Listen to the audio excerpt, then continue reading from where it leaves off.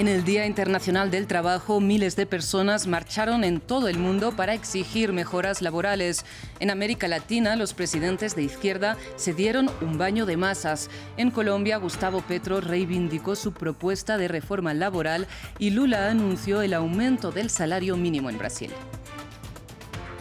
La secretaria del Tesoro de Estados Unidos pide a los líderes del Senado y de la Cámara de Representantes aumentar el techo de la deuda lo antes posible y advierte que el Estado podría quedarse sin liquidez en junio. El gobierno de Brasil anuncia que va a reforzar la lucha contra la minería ilegal en territorios indígenas. Este fin de semana, un operativo policial acabó con la vida de 4 mineros ilegales en la reserva de la comunidad Yanomami, en la misma área donde un hombre indígena murió a manos de mineros el sábado. Bienvenidos a esta edición informativa dedicada a las noticias más relevantes del continente americano. Iniciamos en América Latina porque en el Día Internacional del Trabajo la región se sumó a las reivindicaciones globales en pro de los derechos de las personas trabajadoras. Pese a que el izquierdismo gobierna en la gran mayoría de países de Sudamérica, las desigualdades y la falta de derechos laborales siguen sin estar resueltas. Marina Sardiña con los detalles. Un día de reivindicaciones globales. Desde Argentina a Colombia, miles de latinoamericanos salieron a las calles en el Día Internacional del Trabajo. Los más recientes mandatarios izquierdistas lanzaron mensajes de movilización social, reformas salariales y pensionales, con el presidente colombiano Gustavo Petro, que presiona al Congreso para que apoye sus polémicas reformas sociales, la laboral o la de la salud. Pueblo trabajador, los invito a estar en la primera línea de la lucha por las transformaciones de Colombia, en la vanguardia del progresismo de este país. Los invito a estar en la vanguardia de la historia de Colombia.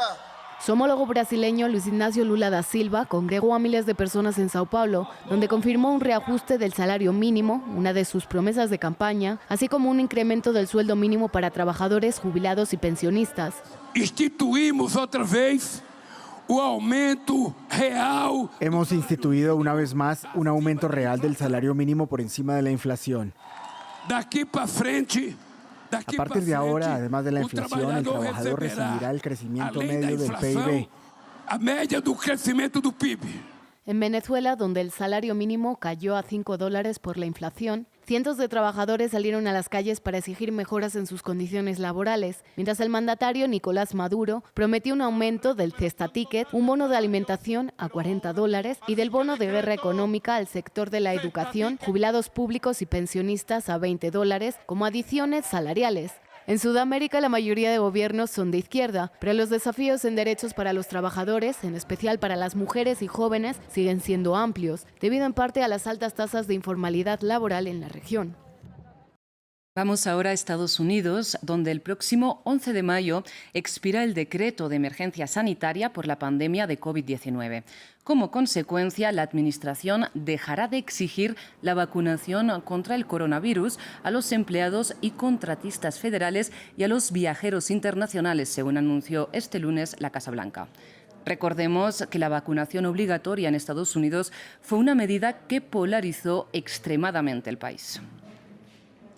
Y seguimos en Estados Unidos porque la secretaria del Tesoro, Janet Yellen, envió una carta a los líderes de la Cámara de Representantes y del Senado en que los advertía de la necesidad de aumentar el techo de la deuda, es decir, la cantidad legal en que puede endeudarse el Estado, un límite que se encuentra ahora en los 31,4 billones de dólares. Yellen advirtió que si los congresistas no elevan el monto, la administración pública entraría en un impago el 1 de junio.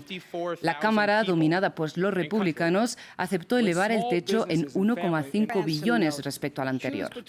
A cambio, presionan a Biden para que recorte los gastos públicos.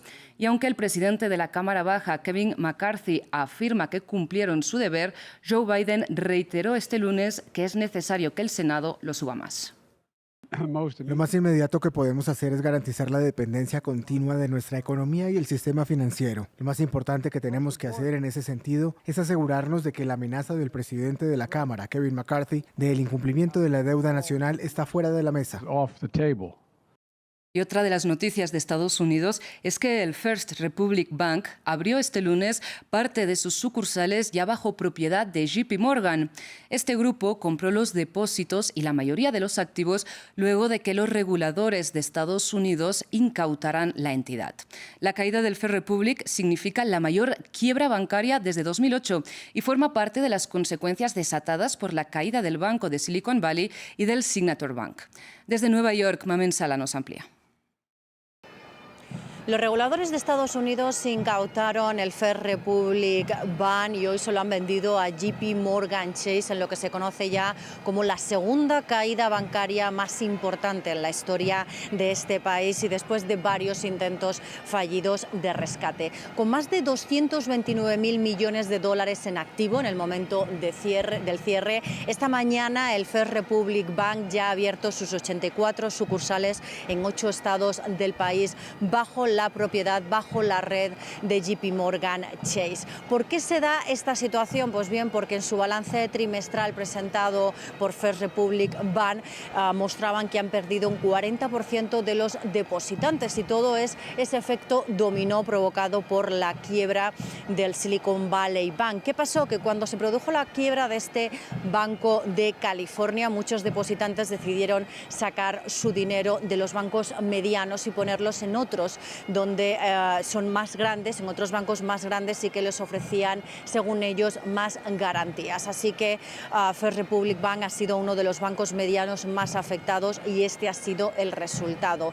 De hecho, según Bank of America, el 70% de sus activos no estaban protegidos, lo que supone que estarían por encima de esos 250.000 dólares sin proteger que permiten los reguladores de Estados Unidos. El presidente Joe Biden ha dicho en una conferencia en el día de hoy desde la Casa Blanca que los depositantes de First Republic Bank pueden estar tranquilos porque su dinero está protegido. Ha celebrado la rápida actuación de los reguladores de Estados Unidos, les ha felicitado por facilitar esta compra de First Republic Bank y aún así ha pedido que haya una mayor regulación, un mayor control en los medianos y grandes bancos de Estados Unidos.